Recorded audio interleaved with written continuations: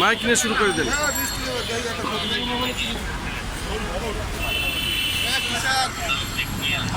শুধু দর্শক, আমরা দেখতে পাচ্ছি প্রতিবাদ শ্রমিক সমাবেশ ও অবস্থান ধর্মঘট, এবং এখানে আমরা দেখতে পাচ্ছি সাঙ্গু টেক্স লিমিটেড 1 ও সাঙ্গু টেক্স লিমিটেড 2 এর শ্রমিক কর্মচারীবৃন্দ আমরা দেখতে পাচ্ছি এই যারা নেতৃত্ব দিচ্ছেন, এবং আমি দেখতে পাচ্ছি সুজন ভাই এখানে নেতৃত্ব দিচ্ছেন, উনি কাজ করছেন, বলছেন ঘটনা বলতে থাকেন, আপনি নর্মালে ঘটনা বলতে থাকেন। সংগ্রামের ছাত্র বন্ধুগণ, আমাদের পাশে একটা সংবাদ সম্মেলন চলছে। সংগ্রামের ছাত্র বন্ধুগণ, আপনারা জানেন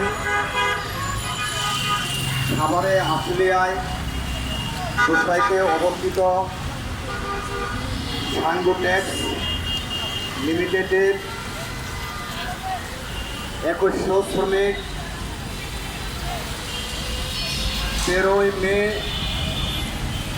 বেআইনিভাবে ফ্যাক্টরিটি বন্ধ ঘোষণা করেন। বর্তমানে এই 1300 শ্রমিক রাস্তায় ঘুরছেন।